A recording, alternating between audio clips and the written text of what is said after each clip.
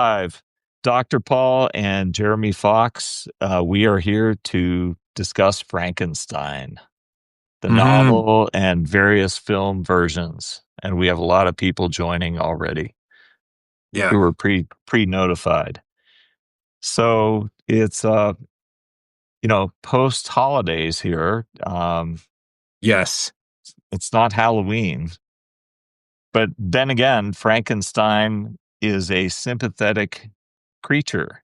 Not really Yes. your typical villain. Not a villain at all, really, from what we've No. been learning.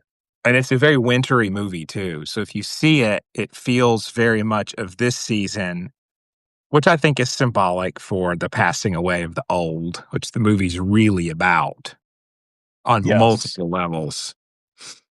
Tell me more about that. And we're talking about the Yes. film starring Oscar Isaac. Yes. And Jacob Elordi, who Just is, amazing. Yes, both yes. both amazing. Well, Jacob is barely recognizable under the prosthetics, and, I mean, if you've seen him in things like Saltburn, which is worth our analysis, I remember watching that, and Rob talked about that in a post recently, but I saw it when it came out, and it's very good. Elordi is in that, and I mean, it's uncanny, looks nothing like this monster. So, um, the movie starts in 1857, um on the ice, like frozen lake in a Royal Danish Navy ship sailing for the North Pole and finds Victor Frankenstein, um, just extremely injured and beaten. And this looming creature cloaked in a huge coat covering its face demands Victor be given to him. And so it starts with tons of action, and then the movie dives into Victor telling his part about creating this creature, and then it then continues with the creature saying, "Now hear my side." It's very interesting. Do you want me to summarize a little bit for the Yeah, audience if they haven't yeah, seen it? yeah, So, okay, please. Victor Frankenstein, the mad scientist of mad scientists, is taken on the ship. The creature's outside demanding Victor be surrendered. During that time, Victor explains that he lost his mother very young during the birth of Victor's own brother, Henry. And so Victor's father is much older. He's played by the incomparable Charles Dance, who any of our TV viewer, those of who love prestige television will remember as Tywin Lannister from Game of Thrones. So just this very stately figure plays Frankenstein's father, and he's a very commanding, uncaring, cold father, a renowned surgeon. And so a young Victor grows up being wrapped across the fingers harshly for failing to recite, parts of the body, surgical information. So Victor has a stern upbringing. He is melancholic as his mother was before, and is raised to be very cold, sort of machine-like professional. Victor's brother is the favorite. He's younger and more of sort of a lighter character who I think goes into finance and becomes engaged to a young lady named Elizabeth, who looks like the deceased brother's mother. And of course, William would never know that. His mother died in childbirth. But Victor, I wonder if he recognized it. But it's played by the same actress. So there's definitely a point being made here about this recurring feminine character in Victor's life. First, his mother, who he lost, and then the prospect of love, because there's a spark there between Elizabeth and Victor. And Elizabeth is smitten with studying bugs. And I think that's kind of a stand in for organic life. So Victor Kind of thing becomes, you would like. you know what? I'm actually not as big a fan of bugs. I'm a bigger fan of bats and sea creatures like stingrays. I love sea creatures. Um, So Victor is in his studies as a surgeon. He's essentially through trauma, the traumatic grief of losing his mother, become obsessed singularly with the abolition of death. Talk about a traumatic reaction. So traumatic grief and sudden loss manifesting in one track mindedness upon reviving the dead. And so Victor is drummed out of the medical establishment and the academy for showing off this corpse that he can reanimate for a limited time.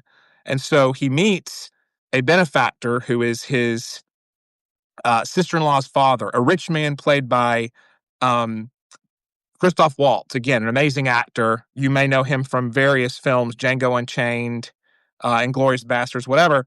So now Victor has bankroll. So he's telling all this story on a ship as he's gravely wounded. He's up to the part where he's being bankrolled by a rich industrialist of the time, complete with a castle and all the material needed to bring life to the dead. And now they plunder corpses from the Crimean War. So Victor is trying to bring life to the dead, and he discovers that charging the lymphatic system with this energy, with this electricity, yields longer charge than trying to get the nervous system back to life, which is fascinating because the nervous system is that quick anxiety pulse of energy, fight or flight, whereas lymph is a fluid that holds charge and accumulates a lot of waste in the body. And that's very interesting. I thought you would find that fascinating as a medical professional. Uh, oh God, where Well, do I go with this? right. Let Yeah. me And we say, can, yeah, if you want to go ahead. revisit that, we can't. So, Victor eventually creates this monster through a huge storm. Well, not before he's essentially blackmailed by the industrialist who's trying to the real estate mogul, whatever he is, who is giving him the money. He's like, I want you to put my brain in this monster's body as you revive it. That's the condition. I told you there'd be a condition. That's it. Victor says, no, that's mad. It's too dangerous. And they get into a very high stakes fight action movie. You'd think it's Die Hard, not Frankenstein. And then Christoph Waltz's character falls from great heights, dies, and the creature comes to life after, of course, the lightning storm that has to come with any Frankenstein movie. And creature comes to life and is essentially mute. And Victor attempts to train this creature in language. And the creature can only muster the term Victor repeatedly, which is of great anger to our lead, who replicates his own stern upbringing and trying to make this creature speak eloquently, thus enacting the traumatic cycle of bad fatherhood. And so now that's basically this is And the class struggle. yes, I, please I, take it there's, away. I mean, there's everything in this. Yes, so much. Yeah, as you and I started digging into the psychoanalytic literature on this, it was like, oh my Hmm. God, this is like so gigantic. There could be a course about this Yes. story. I suppose. All right. Well, let's begin with Mary Shelley, the original author, right? So, what's not important is the specific technology of her time, Yes. but the Oedipal and narcissism based concepts that she illuminated for us all. Yes. It doesn't matter what the technology was, but the technology happened to be the discovery of electricity, and Yes. we weren't yet to Thomas Edison and to Tesla and to refinements of it. It was like this magical thing. It was a new force that was discovered. Yes. Wink, wink, wink, like AI. Right. so Exactly. so as so as Jeremy and I discussed this, we there are numerous levels on which to look at this. You can look at marriage and parenting through this lens. You can look at male female relations through it. You can look at just pursuing a career through it. But you can also look at AI through it, the latest Yeah, you could. technological development. And we started talking about this around Halloween, right? So Yeah. the film became available on Netflix around that time. Jeremy had seen it in a theater and recommended I see it, and I saw it on Netflix or something. I saw it online, and I was like, "Oh God, Frankenstein is so boring to me. I don't like horror films, right? Uh As we huh. all know Yes. from our past podcasts." But Jeremy's Yes. a fan and aficionado of horror films and the psychoanalysis of them, and he was like, "No, Quite. you got to see this. You got to see this." And I did, and I was glued, and I watched the whole thing. And then we moved on to other topics. The holidays came. It didn't seem like the perfect match for the holidays. And it It's so doesn't matter. Grinch. Yeah, yeah. So Grinch. And it, it it doesn't matter because I never felt this story to be a horror story. I always felt it to be more of a really a trauma story. And Yes. all the research you and I have done on it since Halloween supports that. It's not really a Halloween story. It's not really a monster story in terms of the uh the main character monster being a monster. It's a Right. um it, it, well, it's the trauma of being born to someone who doesn't care about you. Yes. Quite. It's the trauma of being born to someone who doesn't care about you. And Right. how universal is that for Yeah. humans to at the very least find fault in their mother, find fault in their father. And this one particularly is about fathers and sons, I think. Mhm. And the absence of mothers, Right. but in a weird sort of way, it also overlays on the modern plight of boys Mhm.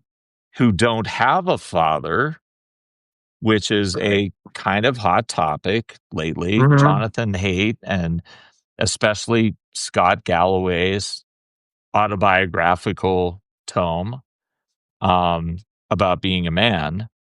And I just want to jump to the end of Jeremy's and my research about this, like Please. psychoanalytic conclusions about this. Let's start there at the conclusions. Frankenstein is not about the horror, and this kind of surprised me because I was always bored by Frankenstein. I always sense Frankenstein isn't really an evil creature, an evil Mhm. monster, but something else. So Frankenstein is not about the horror of creating life. It's about the horror of refusing responsibility for what one creates. Mhm. So, how many different things in today's culture is that like? It's like creating AI. Oops, I created it. I don't want to be responsible for making the rules around containing it. I'm not sure it can be contained. Or on the micro level, oops, there's been a pregnancy and the male runs away Right. from from the scenario. That's the micro level. Sure. Um, I thought that was fascinating as a conclusion. It's the horror of refusing responsibility for what one creates.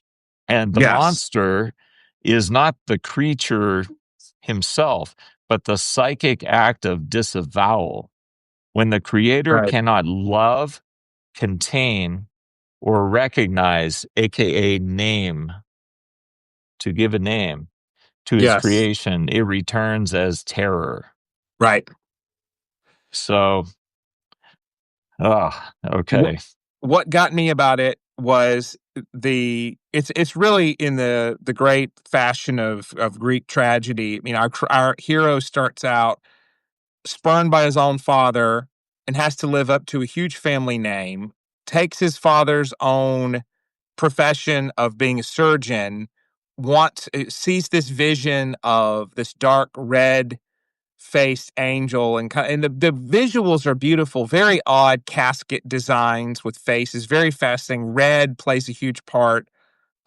This it looks like a red porcelain faced angel that comes to Victor in visions, promising that Victor will surpass his father, um, elevating his status as the preeminent surgeon with the name Frankenstein. So Victor creates a monster, doesn't give it that last name, doesn't even give it a first name, and becomes so singularly impassioned with proving this monster is smart enough to continue Victor's legacy, to make it earn a name. Essentially, I'm just presuming, and the creature doesn't show the intelligence that Victor thinks it should at first verbally, but then goes on to learn pattern recognition, self preservation. Goes on to learn speech through a kindly forest you know, elderly patriarch of a forest dwelling family who befriends the monster. And this individual's blind, so he can't see what the monster looks like, but teaches the monster to speak through, great empathic sort of tutelage. And then as this person is mauled by wolves, you can't make this up. I guess you can, it's fiction. Um, mauled by wolves, and then the quote monster, our creature, tries to comfort the older man who again has been teaching the monster to speak English, and this older man's family thinks the monster did it just from appearance alone, and so you have Hmm. repeated themes of social ostracization, diminishment, judgment, and Victor not thinking that the monster is smart enough in the way that Victor thinks it should be. And I think that's very Let me telling. take a Like this, pause. Let me take a yes, pause on that. Let me stop you right there in the story, right? So you're part way into the story, and the monster is already, and we're calling it a monster. It's a person that didn't ask to be born to this creator, okay? yes, To this parent, this father. yeah, And he, just like all of us who have imperfect fathers, he finds fathering nonetheless. He finds it. right. Whether it's through a professor, a teacher. I'm still friends after 50 years, Hmm. 48 years with my high school chemistry teacher. I just went to see him in his assisted living home, and he's still Yeah, married, and his wife is with him, and he has many grandkids. We're still friends. So you find fathering yeah, and mothering through numerous people throughout your life. And yeah, so, as you would expect, Frankenstein's monster finds fathering through somebody, right? yes, And goes through the loss of that person by he natural does. consequences. And I just want to say that at every juncture of a film, a novel, the characters have choices to make, just as we have choices to make in our lives. And Yes, the choices are frankly binary. We can choose to be selfish and the narcissistic choice, yes, using others to survive or for our advantage, or we have the higher character growth choice at every yeah, juncture. And Frankenstein's supposed monster has this choice, like, yeah, throughout, right? And he keeps choosing the growth. yes, He keeps choosing the high character option yes, in everything he does. I yeah. just wanted to say that. I mean, the monster. So it is really interesting. You could go many different routes of analysis here. Um, the quote I mean, I know it's such a and again I'm playing into the pattern of quick rapid judgment going by the name of monster because that's the time tested moniker, Frankenstein's monster. Hit creature doesn't have the same ring, but I was thinking about this while viewing the film. A a, a corpse enlivened by electricity, what would you say about a brain and a nervous system brought to life a second time? Would you say it had original sin? It seems the movie says no. This was not an organic being born. Much like Shakespeare and Macduff, who was born of cesarean section, so quote, not of mother born. Frankenstein was not, Frankenstein's creature was not of mother born. So, what does it mean in Christian uh, epistemology, that's the word I'm looking for, and Christian epistemology or metaphysic, if something like that, I mean, it's a sort of arcane, gruesome rebirth that is not the one spoken of scripturally, but the movie seems to show that there's an innocence there that is not that because it is not something born of that sinful organic bloodline. It's very interesting to get into it, but he is shown to take that moral route, and the only thing he has any massive animus for is his own father for good reason. I mean, many times trying to end him. including Yeah. attempting to explode the castle, and doing so, blowing up the castle in Right. which the Right. creature was animated, the scene of the Right. crime, as it were.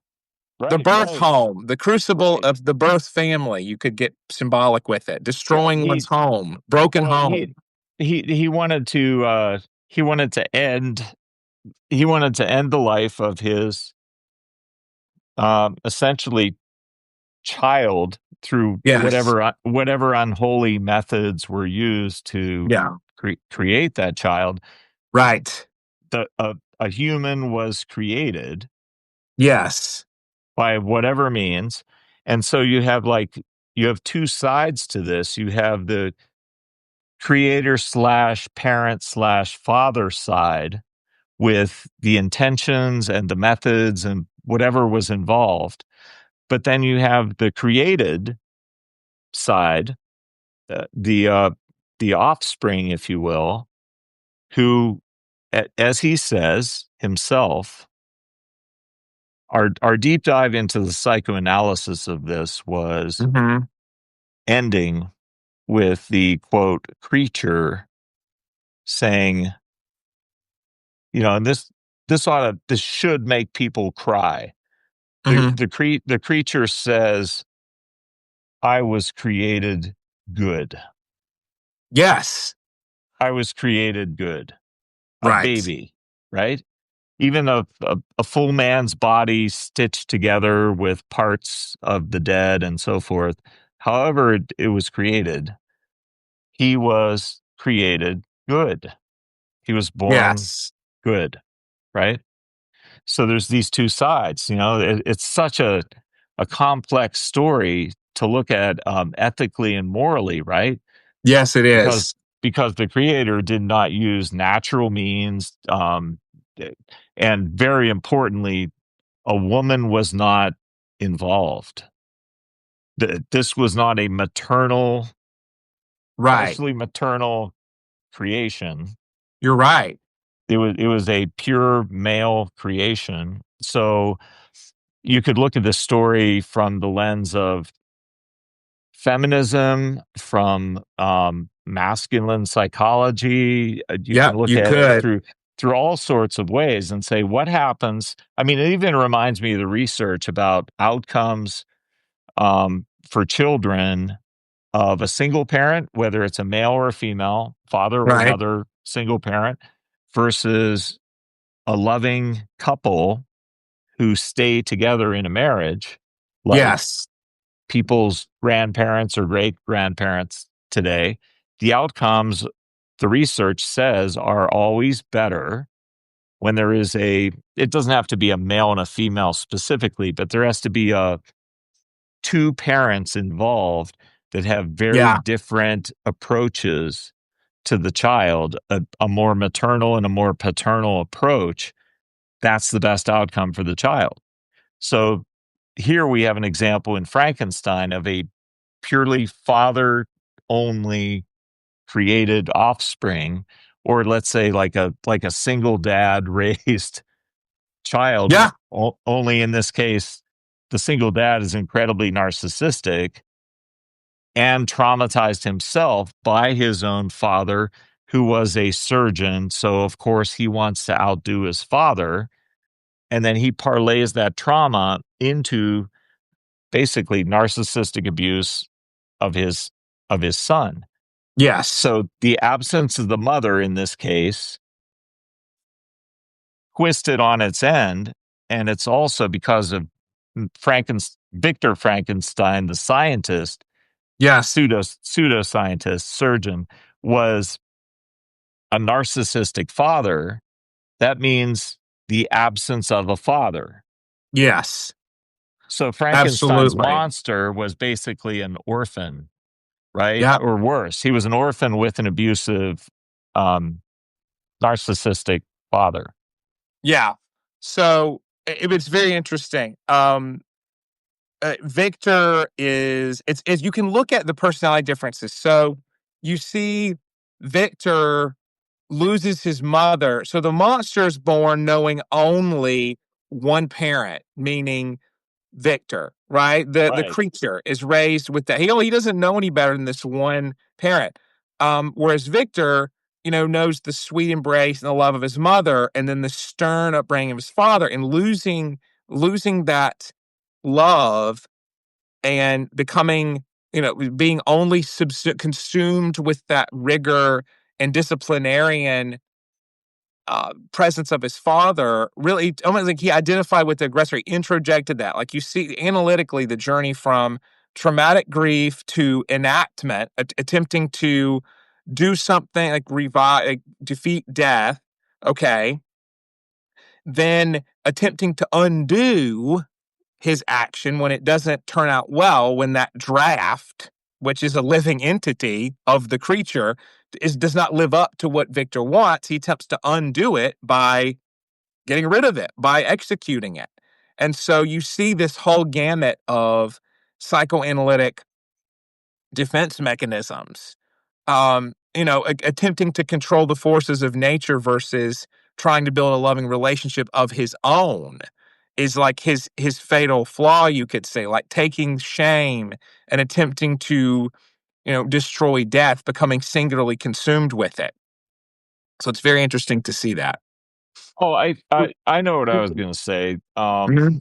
Back uh, back at the beginning when we were talking about Viktor Frankl's psychological development as a boy becoming a man, and how his father was a surgeon who preferred his younger brother, who was. It reminds me of the Hebrew king Saul, who loved David Yes. for his singing and Yes. his ability to assuage his narcissistic dysthymic temperament, right? Because he was a happy boy, he was a pleasant boy. So Mhm. Henri, his younger brother, is a pleasant, happy boy, whereas Victor was Yes. a more studious, serious potential successor to his father's legacy. Yes. Henri was not going to become a doctor or a surgeon, and Victor Right. could. But yet Victor is narcissistically injured by his father's rejection, which Yes. he's traumatized through this attachment trauma, and then he eventually goes on to repeat the attachment trauma on his own creation. And he's in an Oedipal competition with his dad, who is also a narcissistic dad. Right. But the way Right. the normal, natural Oedipal competition doesn't turn into a endorsed, pleasant rivalry for the father. Because if Yes. you're not a narcissistic father, you enjoy your boy's competition with you. You encourage it. If he supersedes your abilities, you love it rather than you want Right. to destroy it. Right. It's part of your legacy. Which Absolutely. was why I was saying at every stage, every decision we make, we can choose that which is self-serving, narcissistic, and survivalist, Yes.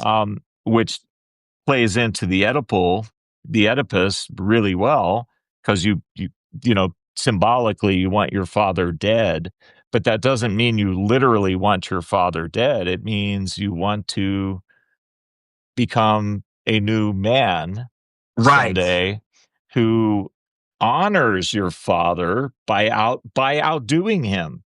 You Yeah. honor your father by outdoing him. So I have a quick little story for you. You reminded Yeah. me of.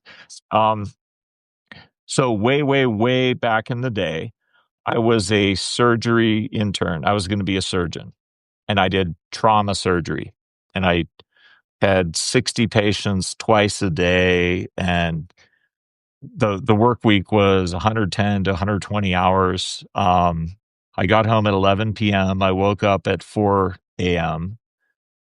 7 days a week in the training, and I was like, "This is an honorable effort. I want to do this. I'm gonna be this." And I had a mentor who is now passed on, Henry Bonson, and from Pittsburgh, University of Pittsburgh. And he was a colleague of Michael DeBakey, who invented a forceps and all kinds of inventions in early surgery. And Henry Bonson invented the AAA repair, the abdominal aortic aneurysm repair. Like your aorta is ballooning and it needs to be Yes. put back in place, right? So he was this like remarkable man, and kind and caring and giving. And he invited the medical students to his house once a year for a barbecue and did all Mm. these things. And he kind of took me under his wing, me and many others. And I remember at one point where I was like, I want to be a writer, I want to be an author, and yet I'm going to be a doctor. I already am. What do I do?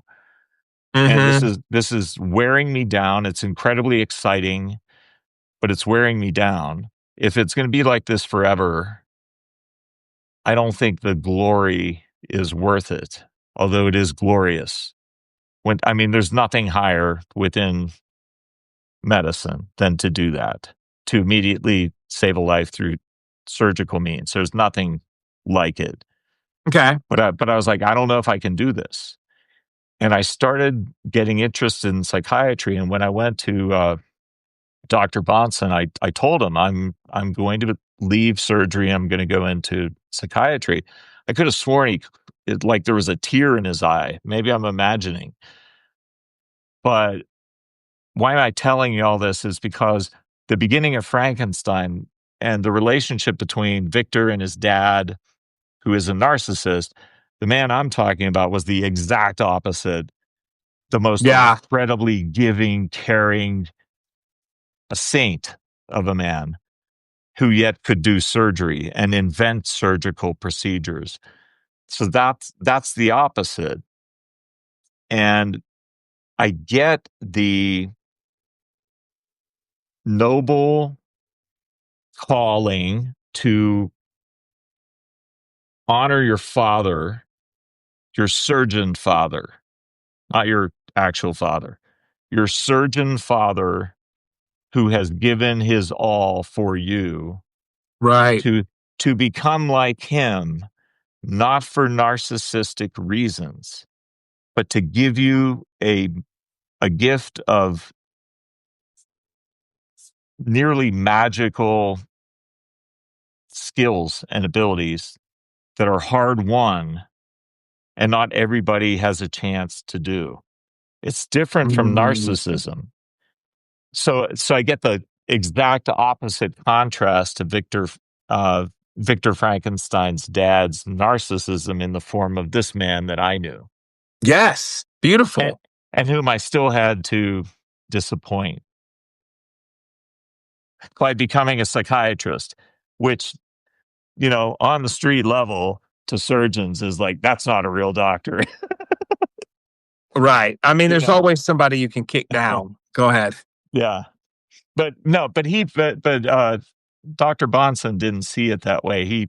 The last thing he said to me, before years later passing, I never got to talk to him again. I don't know why he said it. It was kind of out of context, but he goes, young man, remember your training and be brave with it. So I mean, if there's such a thing as applying surgical concepts and drive and the desire to stop death, Yeah. now in my case, stop suicide. I was There's going to say, nothing higher. Um, no, there be isn't. brave. Be brave in your uh, knowing that you are trained to do this, and proceed in stopping death. Well said. I mean, you've made me think of Erickson's psychosocial stages and generativity versus stagnation, right? So the way that you maintain what's very interesting because Charles Dance plays this same kind of character in the Game of Thrones television series and in the Frankenstein film of the disappointed father. Yeah. Very fascinating. He's got the face for it and the presence for it and the voice for it. So little surprise Speaking of judging a book by its cover, his acting does that. So, um, you know, i- i- not knowing how to wield your child's talents or how to endorse them, right? Like, as opposed to the mentor who can see that they taught you well and that they provided some generativity, they generated some positive change in you, and that itself was worthwhile, even if you don't reflect them like looking into a mirror. Because we have to think the legend of Narcissus is he fell in love with his reflection. And with narcissistic parents, if you don't look like their reflection, they don't fall in love with you. You have Right. to look identical to their identity. And so, which is, of course, impossible, but you can dance around in it long enough, but then you're dirt when But you but you disappoint. don't know the difference. If you're this harmless, helpless creature, Of course. Frankenstein's monster, which at some point we all could have been as children, Yes. and you don't know the difference between this adult who was your creator and is telling you, make me proud. Um, maybe you'll be like me, Yep. Exactly. but that's my gift to you is to I can give you how to be like me. It's hard won. So how do you know the difference between it being a narcissistic, ego driven thing versus an an honor an honored gift to you that you need to honor back? I'm reminded of the Mm, film. I want to hear about your overlay of the film Into the Wild with Emil Hirsch it's from been a long. Go ahead. it's a long time, but Yeah, I haven't. it's a boy once again with a very narcissistic father, Hmm. played by one of the actors I think from Jaws or the great Santini. Can you remember the actor?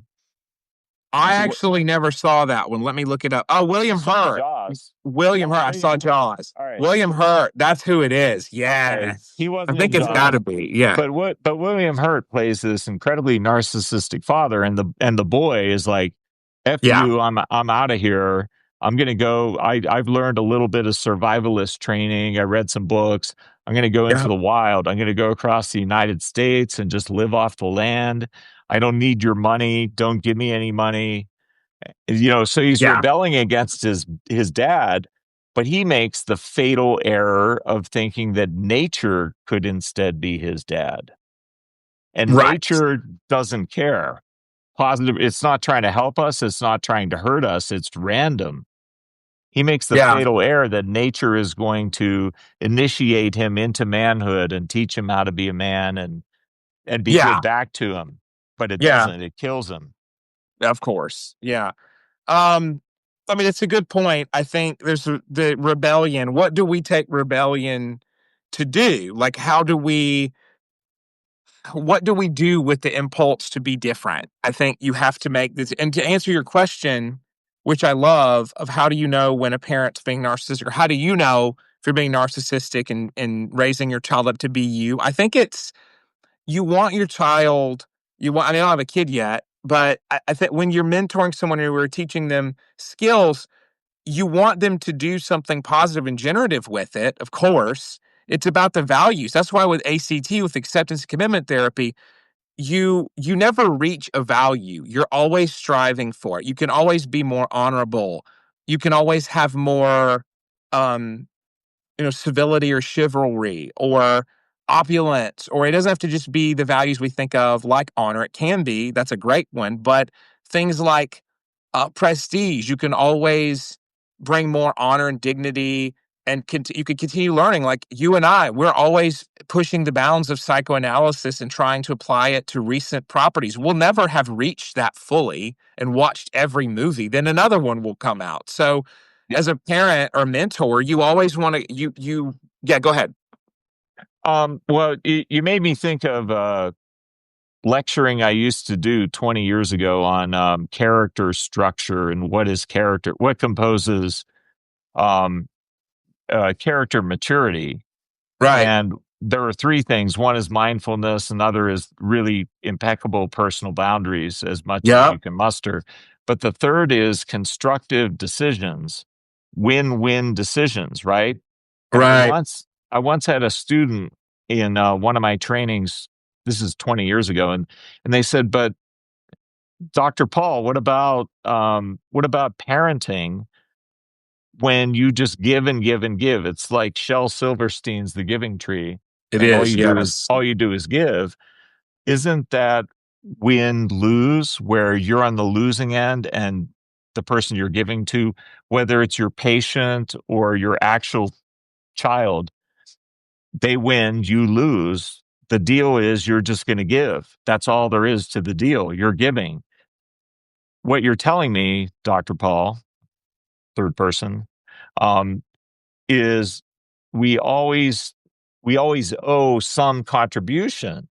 So if you give to somebody and you don't expect anything back because you're being a mentor, I mean, mathematically, you're owed something back. What are you owed back? And I had to really think about this, and I realized there's a bifurcation. There's, again, back to the research on how children have the best outcomes when they have a maternal and a paternal parent, whoever Yeah. they are. Maybe they're in the same person, but a source of the maternal and a source of the paternal. So for the maternal giver who gives win lose, meaning she loses, the child wins. It's all about just giving. Nothing is coming back. Sure. What are they owed back? And I realized it's gratitude. That's Yeah. that's what that's what the maternal parent receives back. But what does the paternal parent receive back for coaching, pushing, ingraining confidence in the child, male or Mhm. female, daughter or son? And I'm like, well, what are they owed back? And I realized it's something unexpected: celebration. They're Okay. they're owed back. They're not going to get money back. They're not going to get time. The kid is going to spend less and less time with you as What's you your age.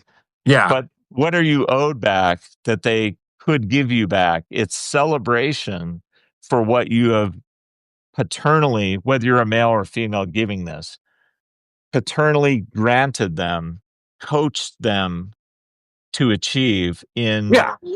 unknown environments. Who knows what's going to happen? You can do it. I believe in Sure. you that you can do it. You're owed celebration on their part. So, how could you detect a narcissistic father or a paternal person, whoever that is, male or female parent? If they don't like you celebrating, they're the narcissist. Mm. They Okay. re- if they revel in your celebration at your achievements, then they're not. They're beneficent. Okay. So when you had said you're owed celebration, I thought you potentially meant that the That you're font like celebrated? No, not that you're celebrated as the yeah, coach, as the father. You got it. are owed the enjoyment of your benefactors' celebration of themselves, Yeah, of their achievement. You're the coach clapping at their because they victory won. Yeah. because No, they I like that. won. I mean, so you could get the evolutionary psychology element of this is the father, there's the very blunt kind of phrase of women choose when to have sex, men choose when to settle and commit. And those are very interesting bifurcations there. We could get into that. But the male, like, if you look at, again, it's very interesting. I keep mentioning this. I haven't watched this show in years. Game of Thrones, there's a huge, um, eh, there's an entire arc where a character has Snow. Well, there's two characters who have Snow as their last name. That's the placeholder name for bastards. And they both try to earn their name in different ways. Now, of course, we know Jon Snow, who's the main protagonist, but there's Ramsay Snow, who then becomes Ramsay Bolton when he earns basically his father's approval and is no longer a bastard. So essentially, you are like, as I would say, as a father, your progeny's name, if it's your son especially, them doing good in your lineage's name, or that's the more within the past few thousand years, the way it goes, the name heritage, but your genetic heritage, if they did honor and they will continue reproducing, your genetic line, it's like, well, that's rather unromantic. Well, sure, but that's more of the paternal genetic go forth and spread sort of mandate. And so I would say that celebration and the winning means something quite deeper to please, in the fatherly way of, my at a boy, that's my boy. He's a hit with the ladies, or he's a hit at his achievements, and he's going to build family and have his own, like build his own family out. So, I mean, I'm making a lot out of it, but that's what the evolutionary psych model would Well, probably say. well, yeah. I mean that gets into the evolutionary psych and some of the modern theorists. The British Psychological Society guys that we know who study males and masculine psychology and Absolutely. elucidate the masculine instincts one by one. And one of them is uh, yes, the provider protector instinct. A Yeah. second one is fighting to win. A third is stoicism. But within all of those, they don't like out and out state other research that shows males need hierarchy. And I know Okay. most recent cultural drives have been toward let's have a flattened hierarchy of everything. Everybody's equal. There's going to be no ranks to things. There are going to be no titles. Let's get rid of titles for people and have Right. everything be flat. But that eliminates something illuminated by Frankenstein, which is like at the most core essence, Victor Frankenstein doesn't even name his creation. He doesn't give it a name. Yeah, he It doesn't. do, Right. it doesn't know its own name, and Right. by extension to the rest of us, at least the rest of us who are male in society, if we don't know not only our birth name, our last name, that we come from some kind of lineage that we are curious to learn about. Right. Who am I? There is not only a lack of meaning, but there's a lack of title and of markers of growth, and Yeah. even what am I supposed to do with my Sure. life? Am I a cobbler? Am I an architect? Am I an electrician?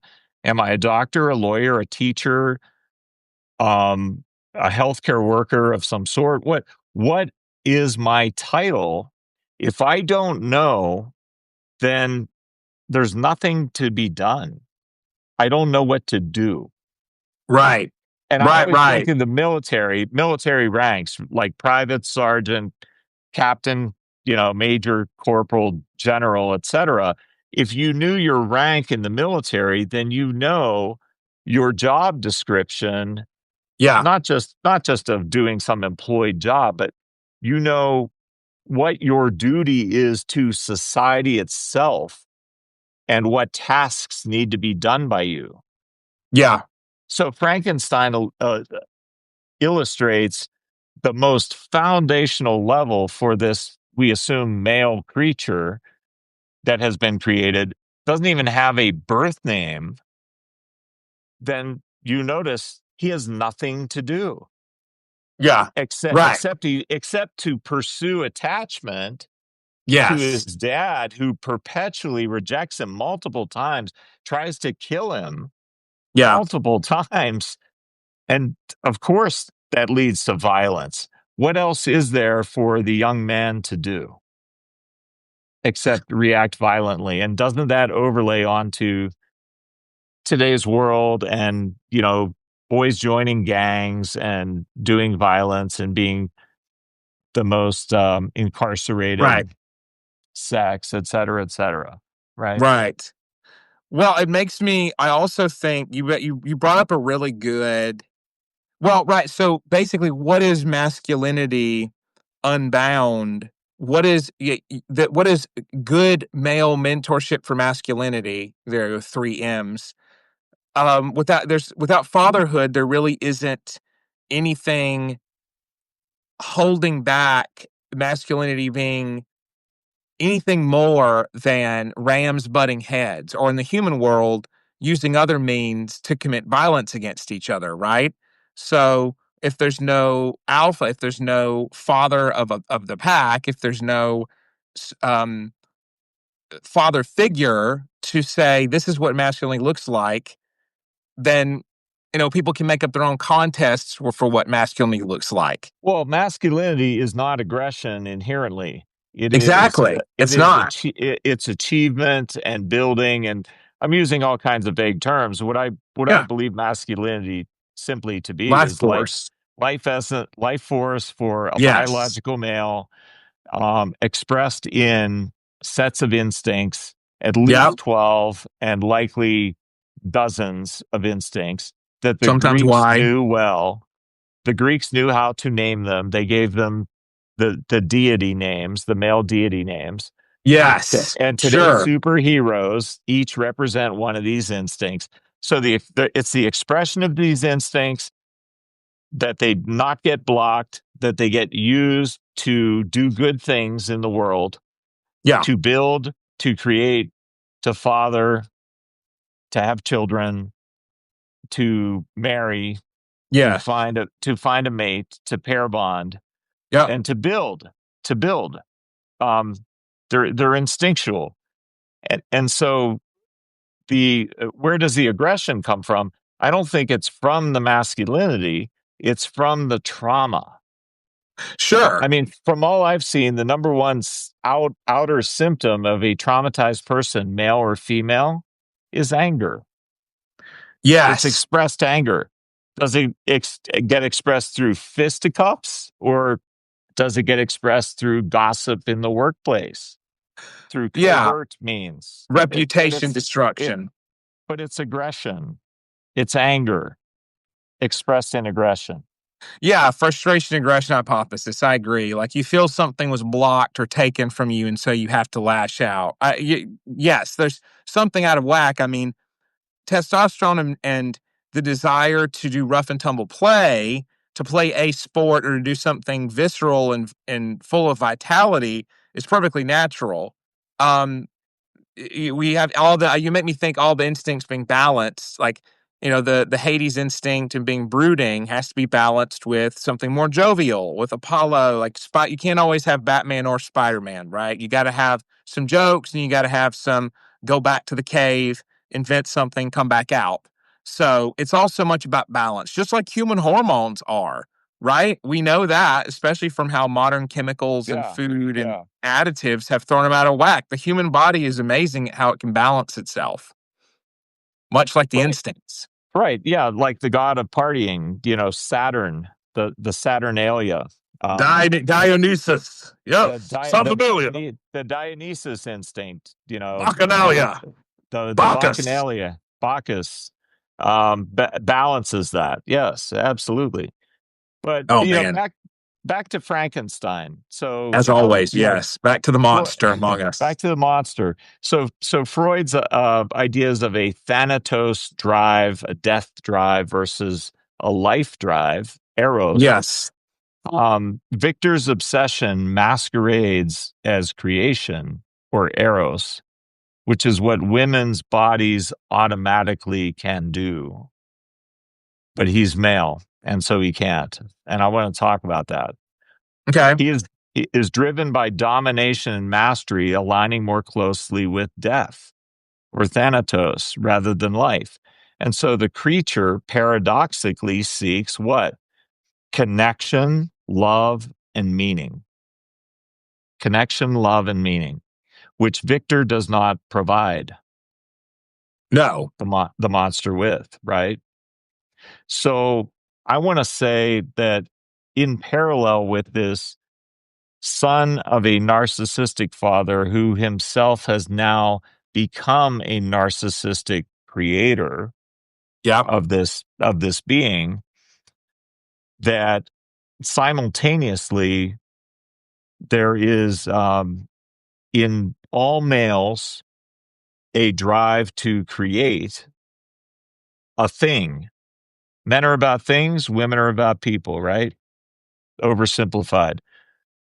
But as men create things and see that as their career, Frankenstein has taken it to this narcissistic excess. But that doesn't mean that males don't find their birthing of new life through their career. Right. They can't give birth anatomically and biologically to biological life directly, but the way they conceive of and give birth to as males is via their career. Right. And I could see that in that if there were a positive, middle of the bell curve to measure Victor Frankenstein against, it would be that he was ambitious within a career he was trained at. His dad was a surgeon. He became a surgeon. He did the education, and he tried to strive within that education to give birth to an idea or a work product, if you will. Only it was grotesquely to an extreme. So I don't want to lose track Okay. of that basic nature in males, that the only way they can give birth is through their career efforts. They can't Um, literally give birth to a child. no, they can't. I mean, there's so much richness to that. I think they're men and women. This is beautiful. Men and women both have to acknowledge what they can't do, and I'm not getting at all into any uncomfortable weeds with that. But you know, men, like, let's flip it on its head.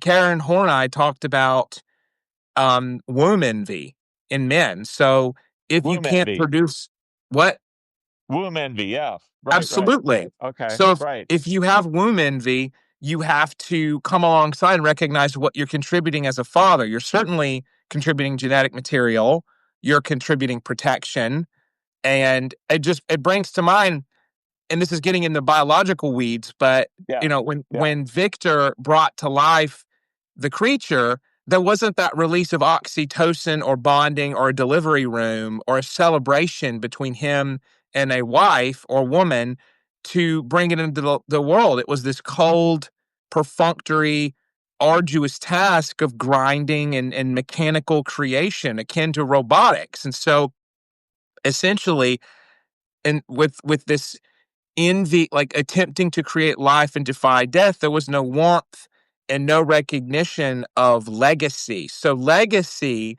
being the male contribution to life. So, the name, the last name of your child, the legacy, the earning potential, which is not a dirty thing. There's so much conversation now. There was a recent Twitter storm of two people locked, a man and a woman texting, and the man saying, I won't buy dinner on a first date. Let's do coffee. And the woman saying, I won't do coffee. You need to buy me dinner. And just the sad state of dating and of the world of what are we bringing? And so Frankenstein is an example of that eons before AI and social media, but him Yeah. choosing to be in the lab and not out in the world courting, taking his powers into something, just healing and being a surgeon and basking in healing organic life, this sort of willingness to say, I can be mother and father, I can do everything at once, everything be Right. damned. Well, does it have to be? I mean, I definitely can see a view of this as him going to excess by way of womb envy, which is the same as the psychoanalysis of it all, saying it's omnipotent. It's pursuing Yes, omnipotence. He thinks he's omnipotent. He thinks he's God, right? absolutely. And he So says so much in the movie several times, it makes it really clear. It kind of hits it on the head a little bit.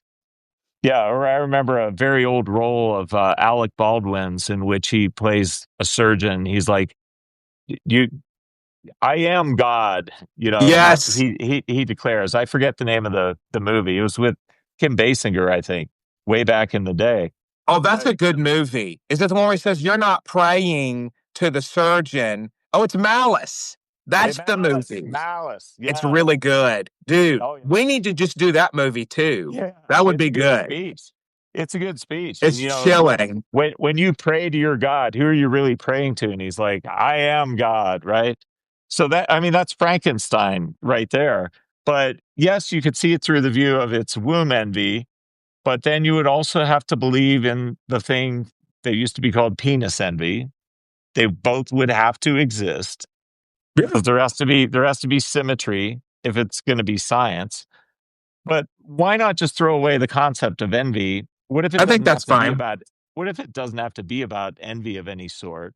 No, it doesn't have to be. It can be about What if omnipotence and hatred of Yeah, weakness, it's just narcissism. It doesn't hatred of inner weakness. Well, you don't have to add a gender or biological immutable trait to the narcissistic process. you're actually making me think of of ego state therapy and how, and I did want to say this about it, like the monster represents this cast off part of Frankenstein that's the cold, childlike fear. And you see the fear in the monster's eyes throughout the movie. So, Victor's childhood dies when his mother does, essentially. And he hates weakness. He hates, um, you could call it emotion. He hates sentimentality. I mean, so in the movie, like he's casting off the need for emotion, and he's hit by it when it comes. Like he's hit by this infatuation with his brother's fiance. He and I've had clients like this, by the way.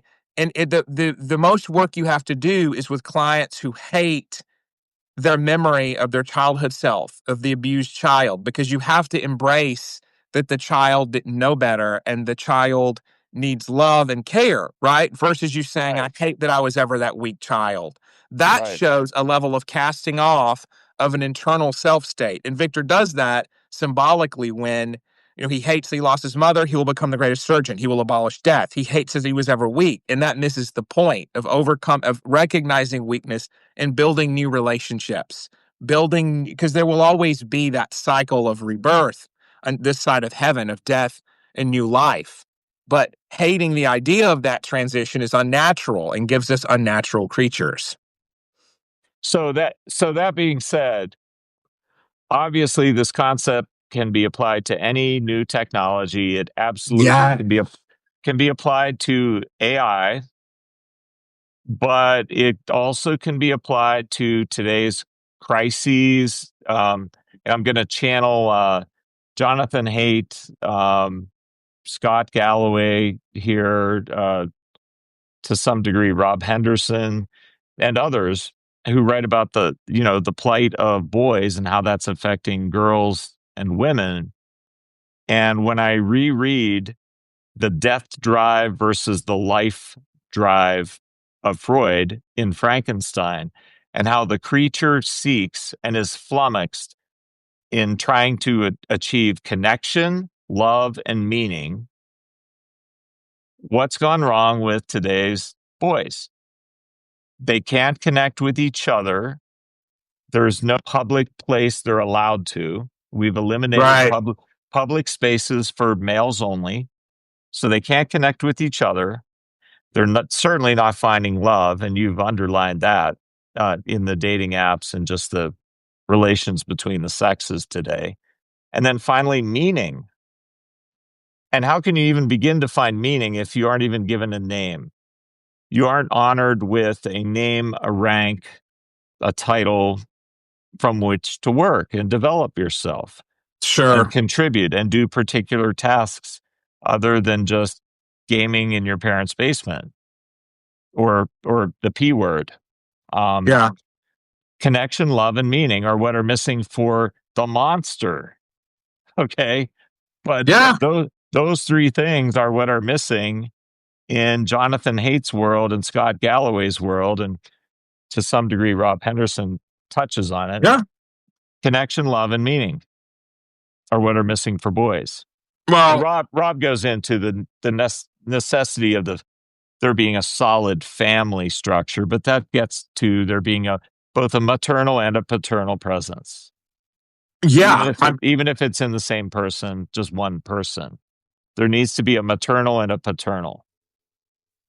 If you look at the and I'll be careful with my wording here. I mean, I know Jonathan Haidt in his Anxious Generation book talks about processed war and processed sex, right? So processed war is video games and processed sex is adult material.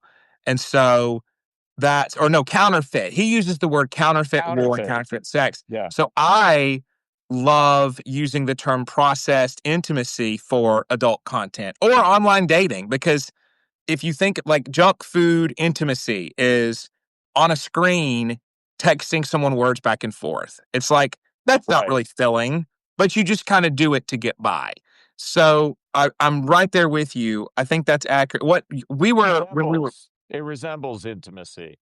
yeah, exactly. You and I were pre gaming with our planning phone call, and you brought up really good points that with AI, like initially it just kind of demands to be acknowledged and then takes over, like the monster demands equality or some dignity and then takes over. It makes me think of the Matrix. There's a amazing, beautiful, it still holds up to this day, short called The Second Renaissance, and it documents the world right before the Matrix movies, where the machines are coming to prominence and they ask for equality, and you see the journey of what that turns into. And so it's very, very, very closely linked. Obviously, Frankenstein came way before, but you just see this, what goes unacknowledged grows and metastasizes. And I wanted to hand you that point because we were talking. And I said, I want to bring that up in the podcast, that the Second Renaissance. People should watch it. It's beautiful animation and it explains how the machines took over in the world of the Matrix. And Ooh, they did it. the second And Renaissance. yeah, it's Okay, very good. okay, okay. Well, you just made me think of. I mean, it was just a glimmer of feeling that I got thinking about AI and what is my experience of AI thus far. It feels absent of the maternal to me. Okay, that's It amazing. it feels emotionless, even though it might say words like "I love you" or "I want you" or whatever that reporter went into when he got stalked by the AI was trying to date him or something. This is like a couple years ago. There was a reporter who did a expose of his experience of the first Chat GPT coming Oh, out, I need to go check that out. I know and it something was told somebody. stalking him. It Yeah, wanted to sleep with him. It wanted him to leave his wife, and yeah, it was really crazed. But the wording, the content of the words to me have always felt very instructional and useful, but they didn't feel like a hug from mom. yeah. They didn't have that maternal, emotional, connected, attached feeling. And so it makes me wonder if AI is very, very much like a Frankenstein creation in the sense that it, in its very nature, it has to be just words. It doesn't have arms to hug you with, literally, to be embodied and to look at you and gaze in your eyes in a maternal way. It's not maternal. AI so far has none of the maternal to it. But I'm also seeing uh, something deep and rich and beautiful about the literary gift of Shelley in creating Frankenstein as a literary work. It really shows me the importance of the exact balance as much as possible between that which is feminine and masculine, that which is maternal and paternal, that either one completely dominating leads to monstrosity. If there is only a father and no mothering whatsoever, it is a monstrosity that results. However, because the father is narcissistic, one could also say that only the presence of the maternal and zero paternal gifts to the creation, to the child, to the offspring, is equally monstrous. Mm, you can say that. It's got You to can be tell both. me you can tell Both me are what you think about that. that's what I'm telling you what I think. Both are necessary, and the dominance, complete dominance of only one and to the absence of the other is going to lead to Frankenstein, Mm. to the monstrosity, to the tragedy, let's say. I mean, I will say there's a lot of talk about women and men, talking past each other, and I think there've been recent articles about, men needing to initiate, and so I think if they're I mean, that's where a lot of positive fatherly presence comes in, is how to initiate. I mean, even that word, initiation. So I think there's certainly, I mean, I don't think I know there's a place for the positive masculinity, whatever you want to call it. Because I know masculinity and femininity, they're really these forces, and you don't we don't add on a lot of adjectives. We don't have to. They We could have to just use say, that they have to use that phrase positive masculinity for now as a euphemism because it's still not safe to just say masculinity, which has existed through all human history and is in every sure, culture of the world, yeah, understood just as that one word. You don't need to add anything to it. There's no such yeah. thing as positive femininity. I Uh, mean, I mean, yeah, men and women can go wrong in different ways, and I just view it.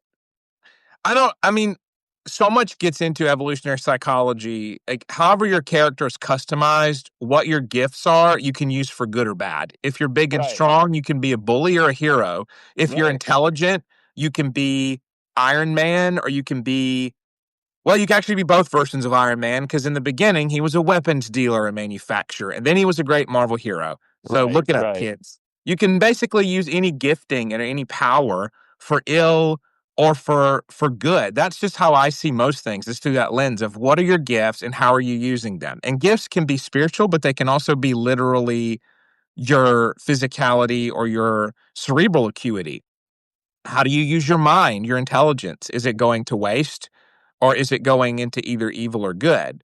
Because there's squandering what you're given, and there's using it for evil or good. It's kind of on that axis, like, there's either doing nothing with it or being bad or good. So, I mean, whoever you are, you're doing one of those three things.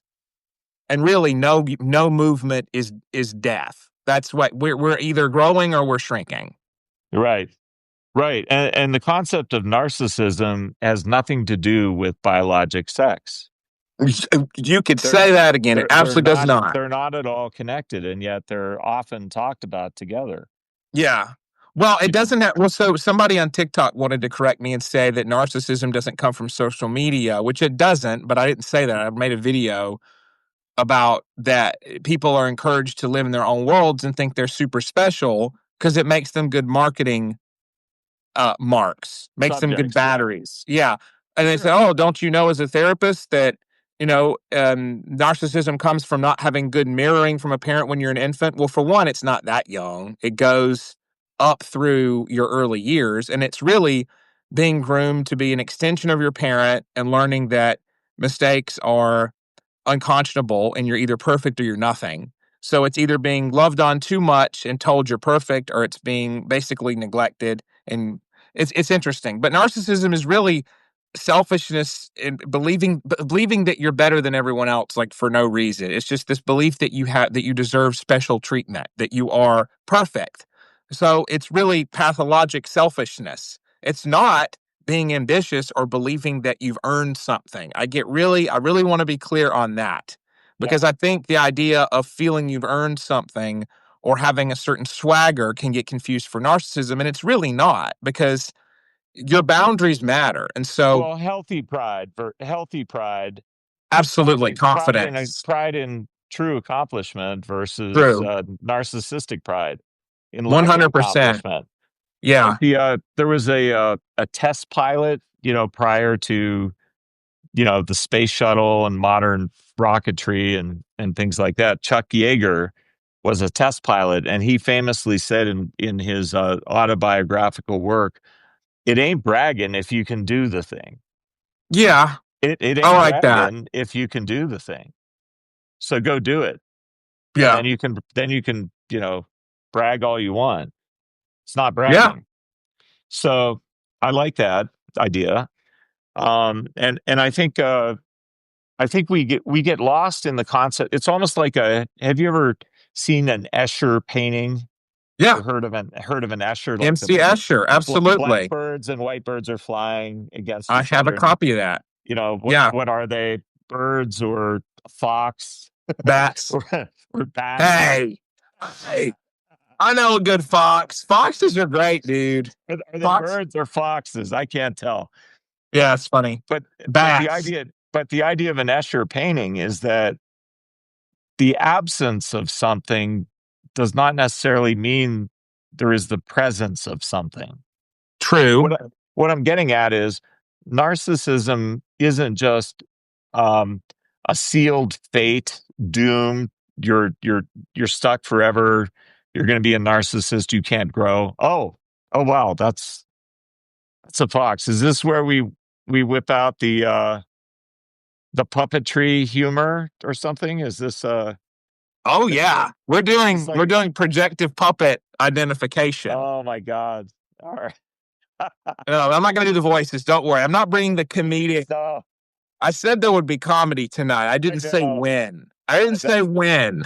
That's true. You very adroitly saved it for the end. That's quite a Thank you. great fox. It Almost was a looks like gift. it looks like a Minecraft creature It was almost. actually a gift from one of our old colleagues at a shared place where we happened to meet. So Oh my gosh. for a Secret Santa, I believe it's a very high quality That's amazing. fox Wow. that yeah, I can't it's from Manhattan Toy Company. So I could Oh, probably love Google it. how much. It's D- got a Does weighted tail so it can sit. wow. Their name doesn't begin with J, does it? This That's person? funny. Um no, you'll have to tell me afterward Okay. All right. who it is. Well, whoever they are, they have good taste. Thank you. Yeah. Yes. Okay, anyway, so narcissism. We were talking about Oh, it's not Escher paintings, right? The yes. the presence of that's an illusion. The Escher paintings are illusions, right? Yes, sir. They It's are. it's playing with your neural circuitry here, and the essence is the absence of something does not equal the presence of something else. That's So true. the absence of good character and character virtue is what narcissism is. Well, But that's the evil. that's evil. But Right. the absence of character does not equal masculinity. True. Well, Although oh, now we're going. Okay, cooking with gas. although that's what remains in the absence of character, all that remains are the survivalist instincts. So Okay. the masculine survivalist instincts are going to fight, hunt, kill, compete, achieve a goal for the sake of survival. They're survival instincts. So Yes. if you are lacking, I still love the triune brain model, even though a lot of people reject it or say it's bunk and so forth. It's a great way of illustrating three different software packages, giant software families within the mind. Giant Where- software packages. Okay. Pause. I had to talk Okay. about a giant package over here. I'm just playing. It's fine. Oh, Let's okay. hear All about right. that lizard. Let's hear about that big lizard. I don't mind that. I thought you were going to have some sort of scientific argument, but you have a humor argument. Okay. Argument from emotion, aka humor. Yes. No, you can keep going. I mean, I think people can say what they want. The hindbrain, the midbrain, the frontal lobe. They all have their The purposes. instincts, the emotions, and the conscious mind, or Absolutely. executive function, whatever you want to call them. Yeah. I But don't take a umbrage at it. I think it's narcissism is fine. lacking in executive function of mature behavior that is beneficent and win-win in nature. It's conscious and purposeful. That's Whereas true. the instincts are only for survival and reproducing. So if you lack higher brained, I call it, character structure, maturity, if you want to call it that, authenticity, emotional intelligence, whatever pseudonym or euphemism you want to use for being a good person to yourself and others, Yeah. and that is absent, then yes, all that is left are the survival instincts. If they're male, they're going to have that kind of flavor to them, and they're going to be competitive, physical, goal oriented, and directive toward only benefiting the self, like Patrick Bateman from American Psycho. But if they are female and feminine and absent, as Natalie Martinek might discuss, the covert narcissist who lacks the beneficence of the higher brained executive function, win-win constructive behaviors, then all you have left are the feminine instincts toward securing resources, establishing social networks, protecting whatever it is I created. Maybe it's an actual baby, or maybe it's my company, or whatever I created, and protecting that only, using others for that purpose, taking resources from the environment for that purpose. They're both narcissistic, but not because they are masculine and feminine, but because the absence of this conscious higher brain structure. It's the absence that causes narcissism, not the presence of what's left. Mm, yeah. Okay. I hear what you're saying.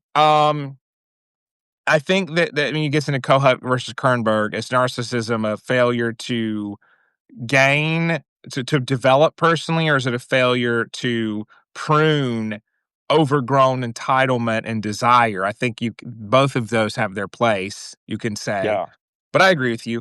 I it's mean, both. yeah, it is. So very rich conversation. Go see Frankenstein. Mia Goth plays Frankenstein's mom and his brother's wife.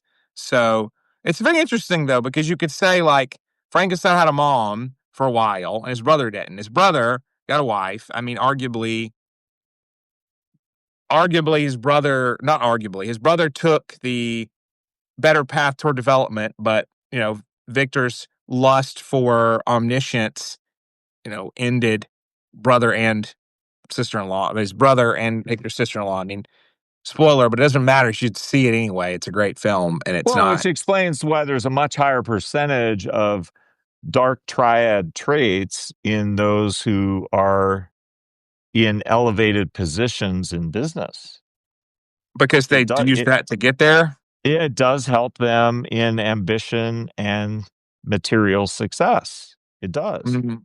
You know. Yeah, I mean, you have to be so. But the interesting thing is, if you wanted to get better and more assertive, and you aren't dark triad, you just have to realize hard decisions sometimes have to be made. I mean, if you want to succeed in business, you have to think of what will make a company survive, who you hire, who you promote, tons of Right. stuff we could get into.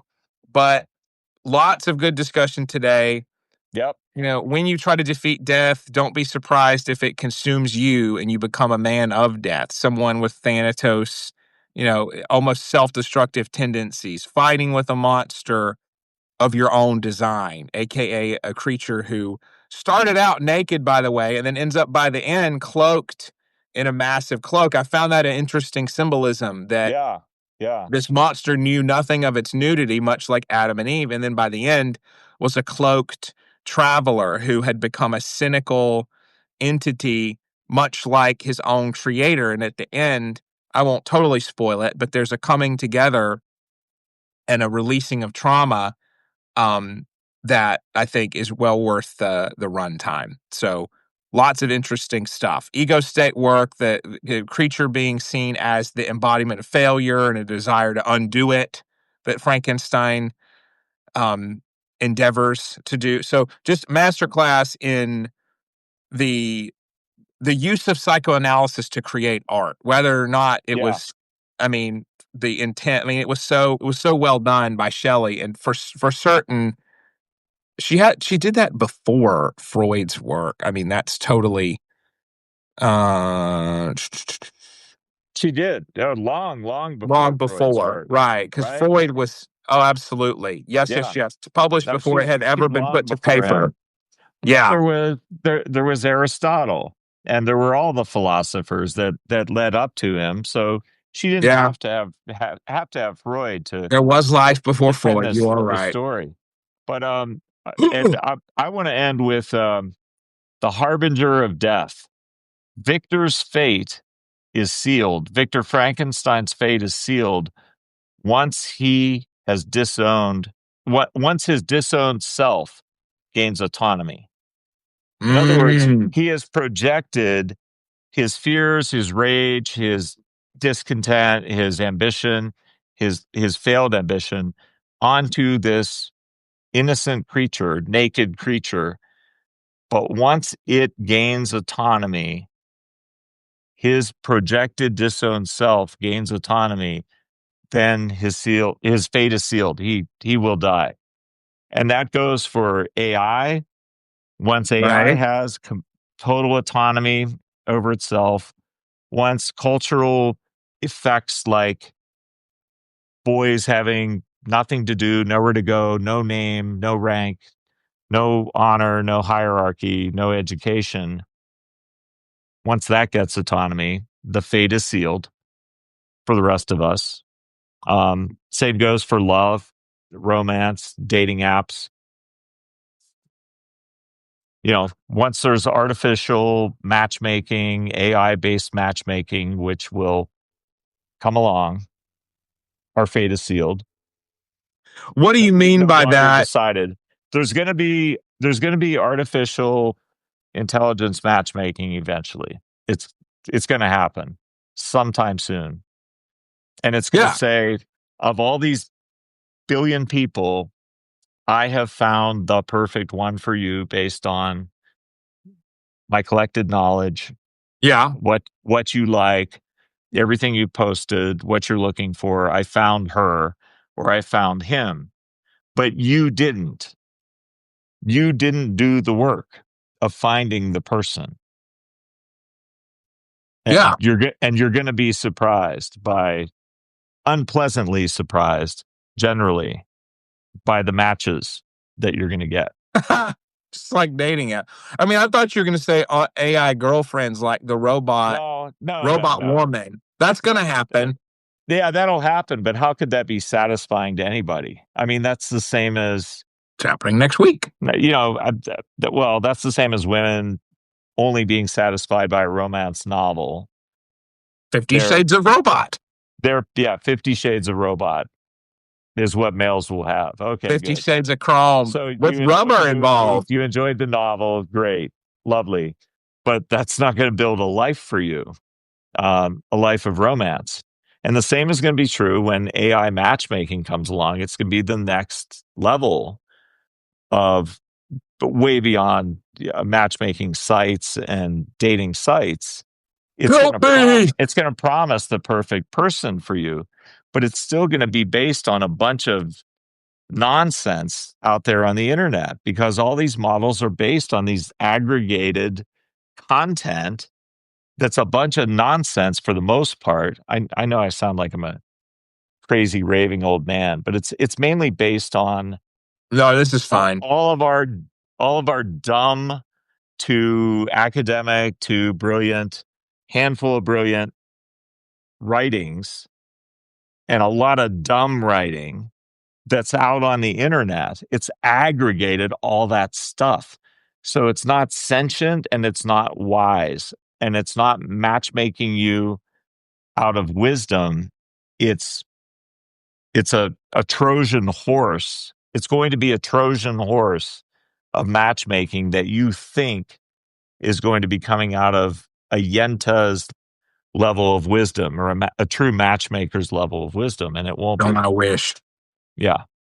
To the mountains I go The to seek my bride. Frankenstein of dating. The Frankenstein of dating. All right.